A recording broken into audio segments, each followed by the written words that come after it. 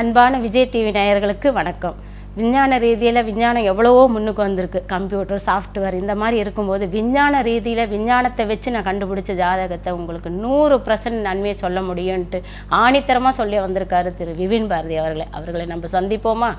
வணக்கம் sir. Sir, ஒரு ஜாதகத்தில் ராகு கேதுவுடைய முக்கிய பங்கு என்ன சார்? ராகு கேதுகள் என்றது நிழல் சார்ந்த கிரகங்கள். 7 நாள் 7 கிழமை, ஞாயிறு முதல் சனி வரை 7 நாட்கள், 7 கிரகங்கள் தான் முன்னாடி வச்சுருந்தாங்க. அப்புறம் மனுஷனுடைய ஜோதிட பாடத்துக்கு 7 விஷயங்கள் பத்தாது, 7 கிரகங்கள் பத்தாதுன்னு 9. இது நிழல் சார்ந்த கிரகங்கள். இதுங்களுக்குன்னு ஒரு சொந்த வீடு ராகு கேதுகளுக்குன்னு நிச்சயமாக கிடையாது. எந்த வீட்டில் இருக்கிறாங்களோ அவங்க அந்த ராகு கேதுகள் அது தன்னுடைய வீடாக எடுத்துக்கும். இப்போ மேஷத்தில் ராகு நின்னா அது செவ்வாயோடைய வேலையை செய்யும். ரிஷபத்தில் ராகு நின்னா சுக்கரனுடைய வேலை செய்யும். மிதுனத்தில் ராகு நின்னா புதனுடைய வேலை செய்யும். கடகத்தில் ராகு நின்னா சந்திரனுடைய வேலை செய்யும். சிம்மத்தில் நின்னா சூரியனுடைய. இதை மாதிரி ஒவ்வொரு கிரகத்தோட எந்த வீட்டில் ராகு கேதுகள் நிற்கின்றனவோ அவை அந்த வீட்டோட கிரகத்தோட வேலையை செய்யும்.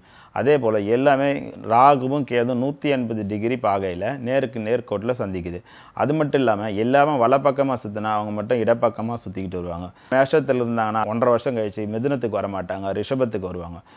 ரிஷபத்தில் இருந்தாங்கன்னா அதுக்கு 1.5 வருஷம் கழிச்சு மேஷத்துக்கு வருவாங்க. மேஷத்துக்கு வரும்போது இவர் கேது துலாத்தில் வருவார். இந்த மாதிரி இடப்பக்கமாக சுற்றக்கூடிய ஒரு அமைப்புகள்.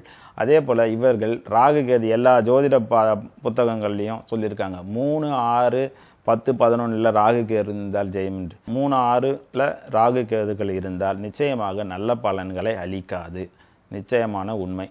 ராகு கேதுகளுக்கு 10ஆம் இடம் 11ஆம் இடம் நல்ல இடம். மற்றும் மற்ற எந்த கிரகங்களாக இருந்தாலும் இந்த 7 கிரகங்களும் ராகு கேது சாரம் பெற்ற கிரகங்களாக இருந்தால் அவை ஸ்லோவாகத்தான் மெதுவாகத்தான் வேலை செய்யும்.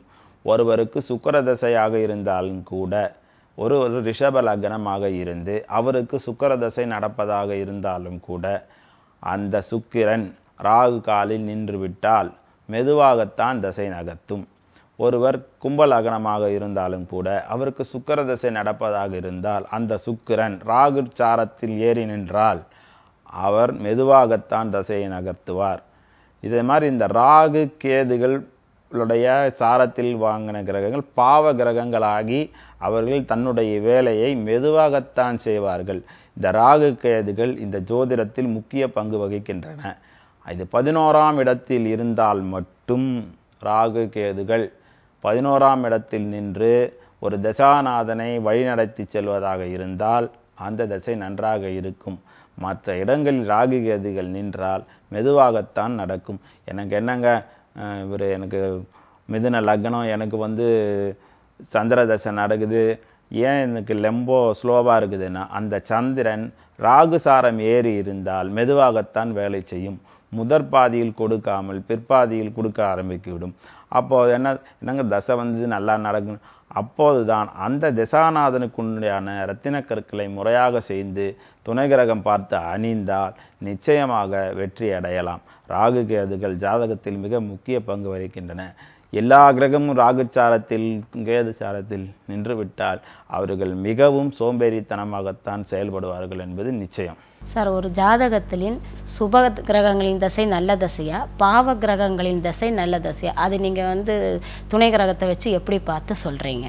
ஒரு ஜாதகத்தில் சுப கிரக தசையாக இருந்தாலும் பாவ கிரக தசையாக இருந்தாலும் சுப கிரக திசை நன்றாக வேலை செய்ய வேண்டும் என்றால் அந்த துணை கிரகங்கள் நல்ல முறையில் சப்போர்ட் செய்யணும். அப்போ தான் சுபகிரக தசை கூட நல்லா இருக்கும். பாவ கிரக தசையாக இருந்தாலும் கூட ஒருவருக்கு இப்போ மீன லக்னமாக எடுத்துக்கிறோம். அந்த மீன லக்னத்துக்கு சுக்கிரன் கெட்டவன்.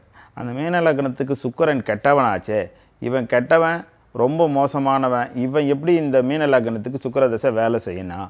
சுக்கிரன் கூட அந்த லக்னத்திற்கு யோக அமைப்புகளை பெற்றிருந்தால் அந்த ஜாதகம் நன்றாக இருக்கும். அந்த சுக்கிர தசை கூட மீன லக்னக்காரருக்கு நல்லா இருக்கும்.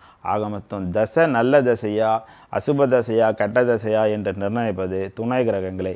ஒரு ஜாதகத்தை முழுமையாக பலன் தெரிந்து கொள்ள வேண்டும் என்றால் அந்த ஜாதகம் பாவ அட்டவணையிட்டு டிகிரி வாய்ஸ் கணக்கிட்டு துணை கிரகம் கணக்கிட்டு அந்த ஜாதகத்தை சொன்னால் 100% முழுமையான ஜோதிட உண்மையை சொல்ல முடியும். சார், ஒரு சொந்த தொழில் செய்யணும்னா அந்த ஜாதக அமைப்பு எப்படி இருக்கணும்? அது நீங்கள் சொல்கிற துணை கிரகத்தை வச்சு பார்த்து எப்படி நீங்கள் அதை கணிச்சு சொல்கிறீங்க? ஒரு ஜாதகத்தில் சொந்த தொழில் செய்யணும்னா அவருடைய 10ஆம் இடம் என்பது தொழில் ஸ்தானம்.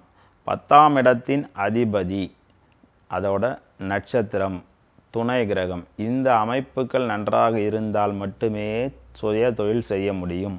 மற்றவரால் செய்ய இயலாது. 10ஆம் அதிபதி கிரகமோ துணை கிரகமோ சப்போர்ட் செய்யலைன்னா அவர் தொழில் நஷ்டமடைவார்.